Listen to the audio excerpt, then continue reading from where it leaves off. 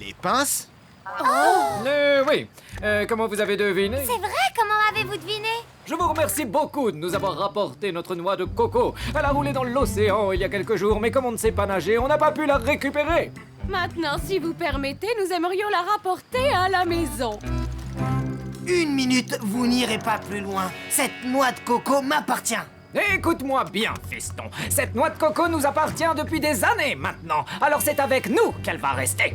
Oui, elle reste avec nous. Je suis désolé de vous le dire, mais cette même noix de coco porte l'emblème de mon grand-père, Calico Jack. Tu es de la même famille que Calico Jack. Oh, et bien maintenant que tu le dis, c'est vrai que tu lui ressembles. Merci. D'ailleurs, si ça ne vous ennuie pas, vous pourriez peut-être me raconter comment vous avez eu la noix de coco de mon grand-père. Non, c'était il y a quelques années déjà. Calico Jack s'était échoué sur le rivage de cette île.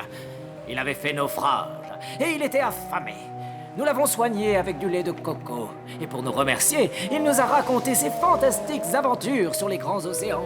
Le lendemain matin, à notre réveil, il était parti sans laisser de message, rien, excepté cette noix de coco, que depuis nous essayons d'ouvrir en vain. C'est tout de même très humiliant. Casser des noix de coco, c'est notre spécialité. Oui, c'est notre spécialité. Bon, nous n'y sommes pas arrivés. Et vous n'y êtes pas arrivés non plus. Peut-être que si nous unissons nos forces, nous pourrons enfin y arriver. Oui, allons la casser. Vous l'écrasez et nous, on tire. 1, 2, 3. Elle craque. Continuez à tirer. Tweak, lance-nous la ligne ventouse. À vos ordres, capitaine.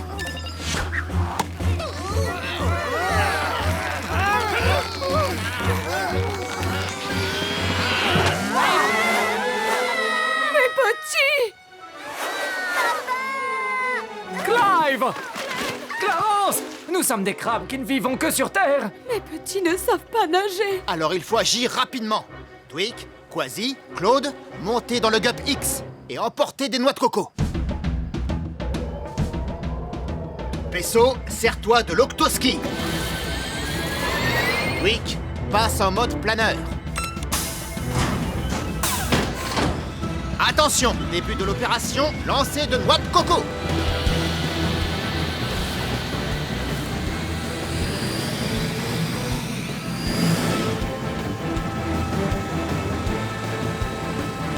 Ah, j'en vois un. C'est Clive. Tout le monde est prêt? Cassé. Et lancé. Octonautes, gardez les yeux bien ouverts et assurez-vous que les caméras Gup enregistrent.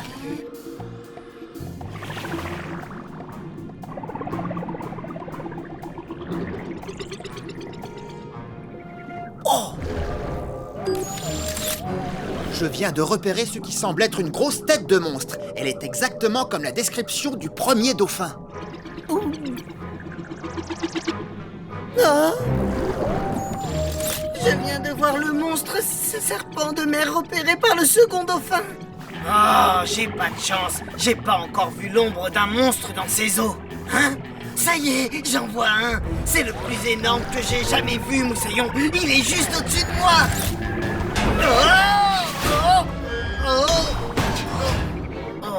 Quasi! Par mes moustaches. Voyons ce que les photos des caméras du Cup vont nous révéler. Ça, c'est le monstre que j'ai vu. Oui, et ça, c'est celui que moi j'ai vu. Je sais pas combien ils sont, mais celui-ci est le 3e monstre. Je ne suis pas tout à fait sûre qu'il y ait vraiment 3 monstres. Donnez-moi 1 minute.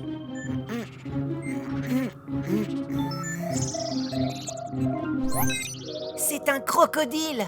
Un crocodile marin, pour être exact. C'est la plus lourde espèce de crocodile. Et aussi grande qu'un bus. Il est aussi très loin de son environnement. Les crocodiles marins vivent habituellement près des côtes australiennes. C'est à des milliers de kilomètres d'où nous sommes. Il n'est pas rare que les crocodiles marins fassent de longs trajets en mer à la recherche de nourriture. Mais c'est la première fois qu'on en signale un dans l'Antarctique. Le pauvre, il s'est perdu et il doit avoir froid. Les crocodiles marins sont des reptiles. Ils restent en bonne santé en se déplaçant d'un endroit à un autre pour se réchauffer ou se rafraîchir. S'ils ont trop chaud, ils migrent vers des eaux plus froides. Et s'ils ont trop froid, ils migrent vers des eaux plus chaudes. Mais en Antarctique, il n'y a aucun territoire pour qu'il se réchauffe. Il ne survivra pas très longtemps à ce froid extrême. Cassie, déclenche l'octo-alerte. Octonautes, tous au bassin de lancement.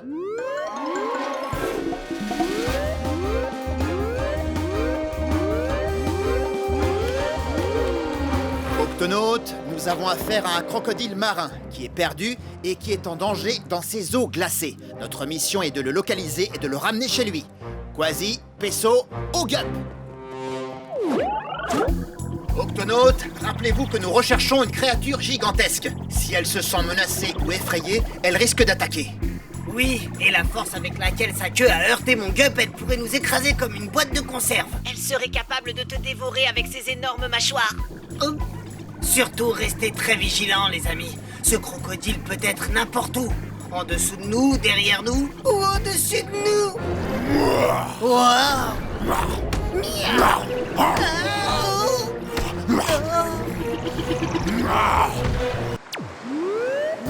Nom d'une méduse, ce sont des œufs.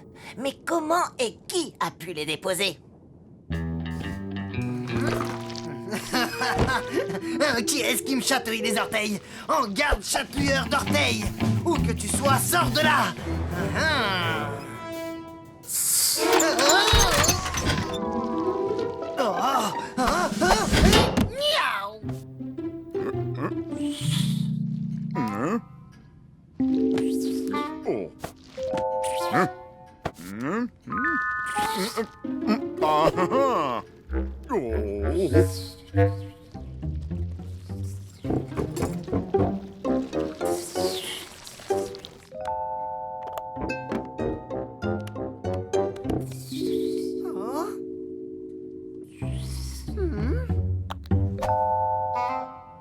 Un serpent! Il y a un serpent dans l'octocapsule! Il y a des pingouins qui sont si stressés. Octonautes, tous au QG!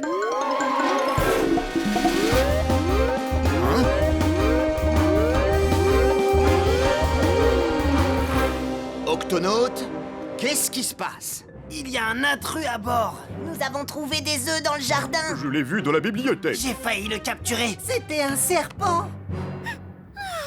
Un serpent? Dans l'octocapsule? Tu en es bien sûr, Peso? Oui, il était caché dans ma trousse de secours! Ça ne peut être qu'un serpent de mer. Beaucoup d'espèces de serpents vivent sous l'eau. Comment était-il, Peso? Non, non... C'est celui-là! C'est un serpent crête. Ce sont les seuls serpents de mer qui pondent leurs œufs sur Terre et non dans l'océan. Ce sont sûrement les œufs de ce serpent que nous avons trouvés. Mais comment a-t-il pu monter à bord? Je vérifie les caméras de surveillance. Le voilà.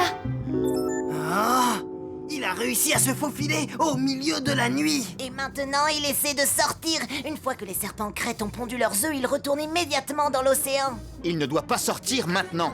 Il se ferait aspirer par le tourbillon. Octonautes, pour sa sécurité, nous devons retrouver ce serpent et le garder à bord. Oui, mais il y a un petit détail que je dois préciser, capitaine. Les serpents crêtes sont très venimeux. Venimeux? Oui, mais ils ne mordent que s'ils ont peur. Il va falloir être prudent et très doux avec lui. Avec ses petites pinces, on pourra le tenir à distance. Octonautes, retrouvez-moi ce serpent. Oh! Ce tourbillon est bien plus fort que je ne le pensais. Cassie, active le pilotage manuel. À vos ordres, capitaine.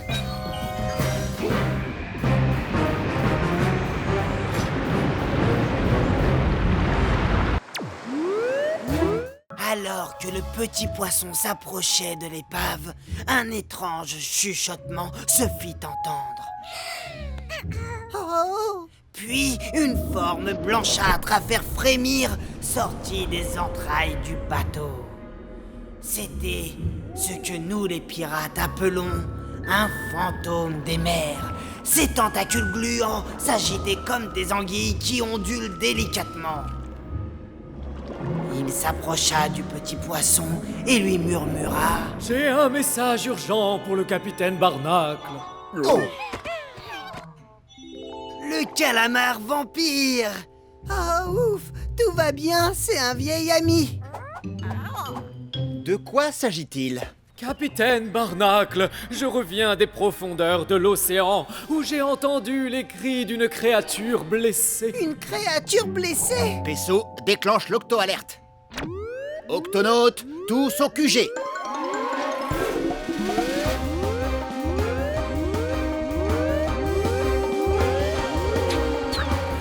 Octonautes, notre ami le calamar vampire a entendu les cris d'une créature blessée dans la zone de minuit. De quelle espèce s'agit-il? Je n'en sais rien. Il faisait très sombre et c'était sinistre. Je suis quelqu'un de plutôt peureux. Peso, tu devrais prendre le Gup E et aller voir ce qui se passe. En tant qu'infirmier à bord, il est de mon devoir d'aider toutes les créatures blessées ou malades.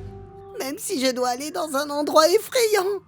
Un endroit effrayant? Tu vas avoir besoin d'aide, Moussaillon. Capitaine, je pars avec lui. Très bien, on reste en contact radio. Prévenez-moi s'il y a le moindre problème. Oui, capitaine. À vos ordres, capitaine.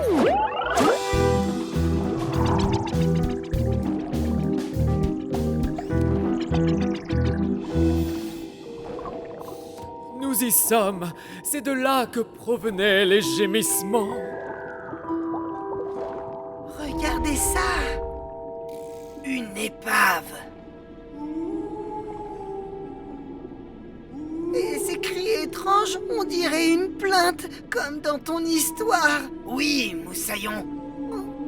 Quasi, dis-moi, tu crois que ça peut être un fantôme des mers? Oh, là, ça me fait trop peur. Peur du mucus. Ces bruits ont l'air de venir de l'autre côté de l'épave. Je vais aller jeter un coup d'œil. Peso, tu me reçois? Oui, capitaine. Peso, nous vous avons localisé sur le radar. Nous pouvons donc veiller sur vous. Merci, capitaine. Nous avons trouvé une épave et un son étrange semble venir de l'intérieur. C'est peut-être la créature blessée. Terminé.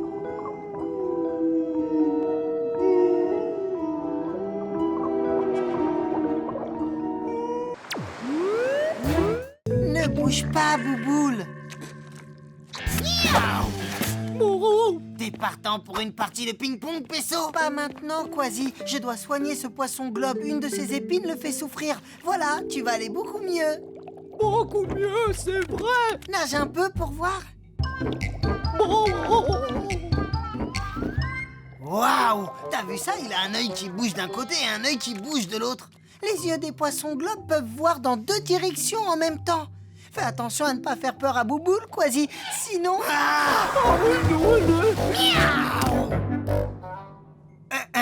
Bonjour, capitaine. J'étais en train de m'entraîner à l'escrime. Ouais, avec une raquette de ping-pong. Quasi a été surpris quand Bouboule s'est mis en boule. Je fais ça quand j'ai peur pour me protéger. Grâce à mes épines, un gros poisson va réfléchir à 2 fois avant de me manger. Et c'est plutôt bien, car la chair des poissons globes est très toxique. Tu n'as pas à avoir peur, Bouboule. Mon épine me fait beaucoup moins mal. Merci, Peso. Tu peux rentrer chez toi, Bouboule. Au revoir. Au revoir. Regardez, il va mieux. Beau travail, Peso. Encore un patient que tu as guéri. Quasi, c'est quoi cette grosse chose grise qui nage vers Bouboule? Oh, c'est juste un requin-baleine. Bouboule, attention! Malgré ses yeux, il n'a pas vu venir le danger. Oh non! Peso, déclenche l'octo-alerte. Octonautes, tous au QG.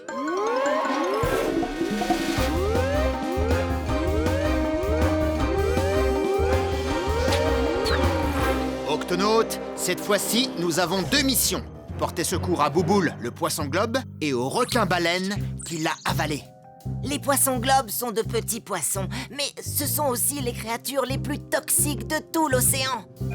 Dès que le poisson globe pénétrera dans l'estomac du requin-baleine, il sera digéré. Son poison se propagera et entraînera la mort du requin-baleine. Nous devons le sortir de là, et vite. Pour leur bien à tous les deux. Peso, Quasi, au bassin de lancement. Corde, J'ai... réservoir. J'ai...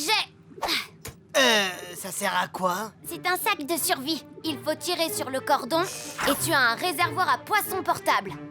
Bouboule sera en sécurité dans l'eau et vous serez à l'abri de ses épines piquantes. C'est très bien pensé, Tweak. Octonaute, c'est parti! Quasi, tu vas nager jusque dans la bouche du requin-baleine et tu récupères Bouboule dans le sac de survie. Quand c'est fait, je donne le signal Coco! Et on vous fera sortir en tirant sur la corde. Ouais, tout ça me paraît assez facile. C'est ça. Venez.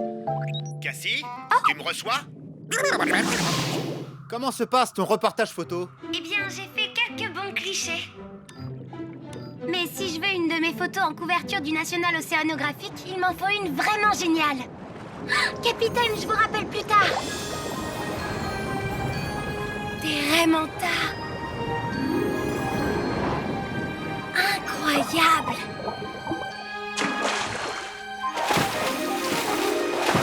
Attention, Raymanta!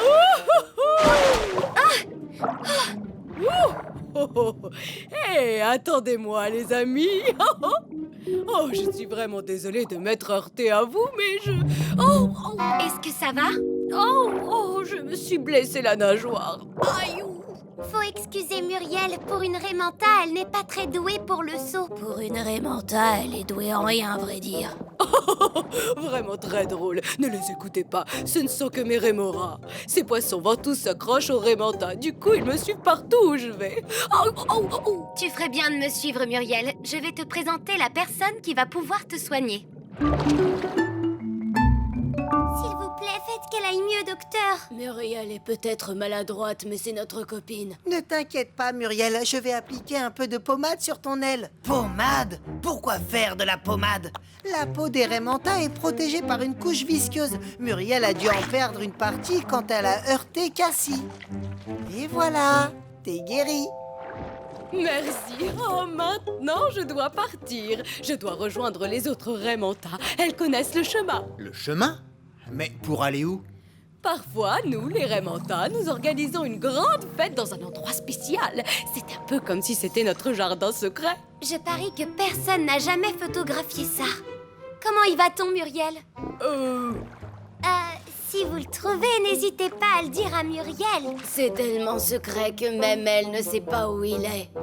J'imagine que vous pensez que je n'y suis jamais allée personnellement. Ce qui est vrai.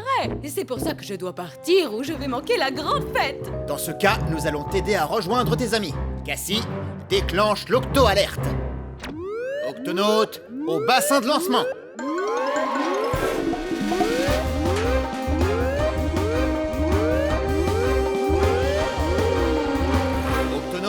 Notre mission est d'aider Muriel à trouver le jardin secret des raimentas. Muriel, tu ne sais vraiment pas où il pourrait être? Eh bien, je sais qu'il y a une énigme à ce propos. Ça dit « Suis la chose géante qui tournoie, remonte la rivière et l'anneau secret tu trouveras. » Cassie, regardons la carte. Ah, je ne vois ni rivière ni quoi que ce soit qui tournoie. Cassie, tu me reçois? L'octocapsule est en position? Nous avons fait surface, capitaine. Le spectacle va bientôt commencer.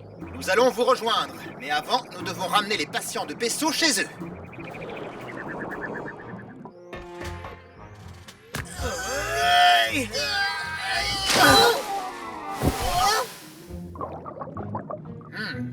Un coup de main, peut-être? Ton patient est plus lourd qu'une caisse de boulets de canon. Il vous fallait la force d'un ours polaire. Merci, capitaine. Oh, il est drôlement fort, celui-là. Mais tu le connais? Oui, par les 7 mers, personne n'est aussi fort que le capitaine Barnacle. Oui, je l'ai déjà vu forcer un coffre au trésor tout rouillé avec ses propres pattes, soulever des rochers géants, dévisser le couvercle d'un bocal de cornichons alors que personne n'y arrivait. Oh! Oh! Qu'est-ce qui se passe? bonjour, je m'appelle Hattie. Oh, ça a l'air appétissant.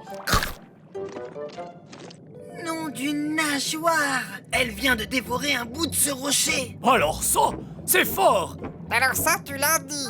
J'adore gratter la surface des roches ou des coraux, ou j'aime tout en fait. Je suis un poisson perroquet à bosse et j'ai des dents spéciales pour... Oh, ça a l'air appétissant!